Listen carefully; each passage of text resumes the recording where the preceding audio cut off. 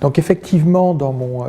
dernier ouvrage, Généraux, gangsters et djihadistes, je me suis efforcé, c'est d'ailleurs le sous-titre, de proposer une histoire de la contre-révolution arabe. Donc j'ai voulu mobiliser pour cela les outils de ma discipline, la discipline historique, mais aussi d'autres sciences sociales, sciences politiques, sociologie, voire anthropologie ou économie. Parce qu'en fait, on a une contre-révolution qui s'est déchaînée contre les mouvements de contestation populaire apparus au début de l'année 2011 dans différents pays arabes, et j'identifie tout particulièrement le cas de la Syrie, le cas de l'Égypte et le cas du Yémen, où on a eu en Syrie une transition qui a été sabotée par un putschisme contre-révolutionnaire. En Syrie, on a eu une contre-révolution de liquidation du fait du régime Assad.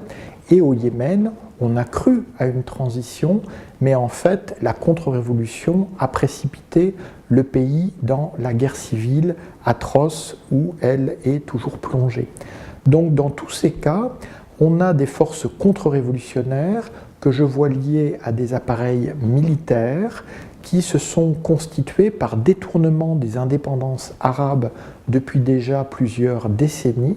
appareils militaires qui se sont autonomisés en cliques dictatoriales qui répartissent le produit des richesses du pays dans une logique mafieuse. C'est pourquoi, entre les généraux et les djihadistes, j'introduis les gangsters, qui sont très souvent leurs partenaires, à la fois dans le vol des richesses, mais aussi dans la répression contre-révolutionnaire.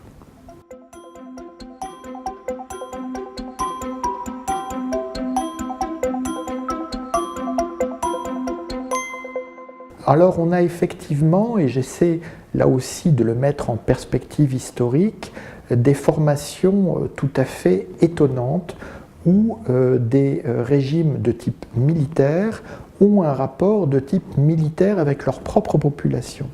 C'est-à-dire que les principaux services de renseignement, soit sont des renseignements militaires, c'est le cas en Syrie, soit sont des renseignements dits généraux, mukhabarat amma, comme en Égypte, mais sont de fait militarisés et traitent la population un peu comme une armée d'occupation la traiterait. Donc on a ces États profonds qui soit ont été déstabilisés par le mouvement de contestation, ça a été le cas en Égypte, soit ont décidé d'écraser le mouvement de contestation très tôt, ça a été le cas en Syrie, où on voit les renseignements militaires, d'une part au printemps 2011, emprisonner par milliers les manifestants pourtant non violents, et en même temps libérer des centaines de djihadistes dont beaucoup d'entre eux vont constituer le bien mal nommé État islamique, Daesh. C'est pourquoi j'établis dans le titre du livre ce lien entre généraux, gangsters et djihadistes.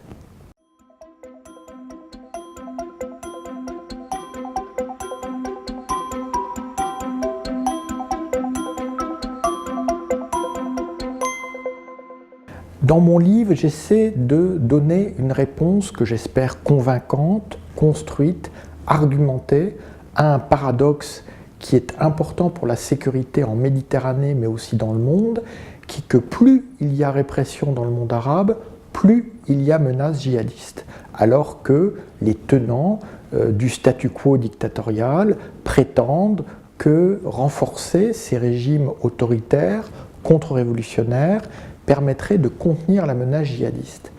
L'historien que je suis doit toujours rappeler la chronologie. En Syrie, en 2011, il n'y a pas l'ombre d'un djihadiste, sauf dans les prisons d'Assad, dont il va d'ailleurs les libérer. En Égypte, en 2011, il n'y a pas non plus de djihadistes, il y a une occupation pacifique et pacifiste de la place Tahrir au cœur du Caire. En revanche, c'est à la faveur du coup d'État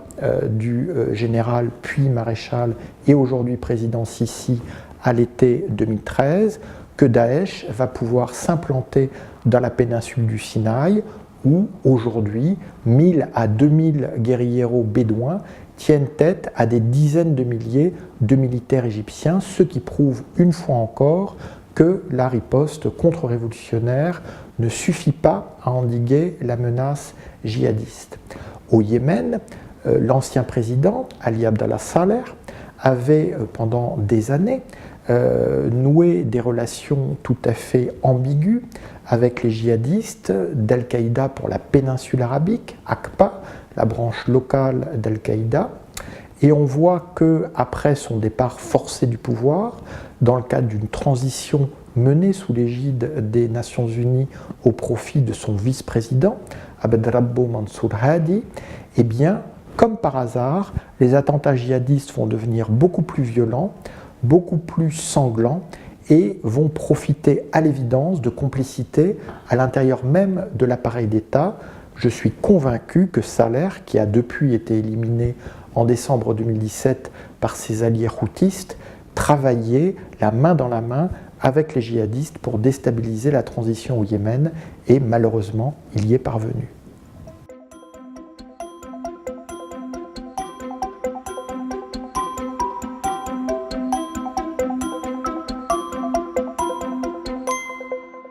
Effectivement, je considère que ces différents régimes dictatoriaux peuvent être qualifiés de mamelouks modernes.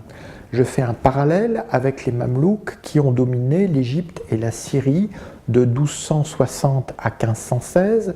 et qui, comme les cliques militaires aujourd'hui, étaient étrangers aux sociétés qu'ils opprimaient parce qu'ils vivaient entre eux comme une caste coupée des réalités. En arabe, la khassa contre la amma, et cette amma était méprisée comme elle l'est aujourd'hui par les régimes autoritaires. Donc il y a une impasse parce que ces régimes sont incapables d'apporter à leur société les besoins élémentaires qu'ils sont en droit d'attendre, y compris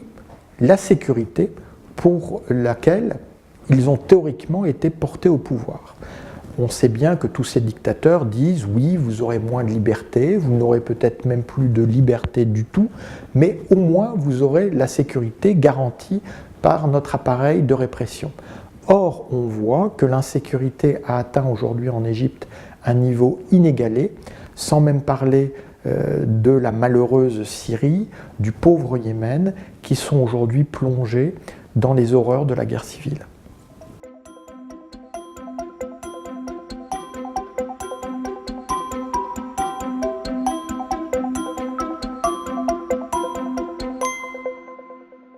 Un historien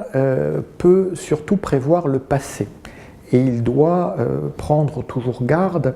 à ses prédictions sur l'avenir, surtout s'agissant d'un système aussi opaque que l'Algérie, qui a déjoué les analyses les plus expertes. La seule conclusion que je tire de l'impasse actuelle en Algérie sous l'autorité formelle du président Bouteflika, qui ne peut pas l'exercer à titre réel du fait de sa défaillance physique évidente, ce n'est pas un jugement de valeur que je porte, c'est une réalité que j'énonce, c'est que ce qu'on appelle les décideurs en Algérie, eh bien, n'arrivent plus à décider. Et donc, comme ils ne peuvent pas décider, ils se sont mis d'accord sur une solution intermédiaire qui était celle d'avoir cette présidence de façade. Mais on a bien vu, avec l'éviction de Toufik Médienne, l'ancien tout-puissant patron de la sécurité militaire puis du DRS, qui en a été le chef pendant un demi-siècle, que cette éviction s'est opérée assez brutalement et que donc les rapports de force restent très tendus au sein de cette élite dirigeante en Algérie et bien malin qui pourrait prédire dans quel sens ils vont évoluer.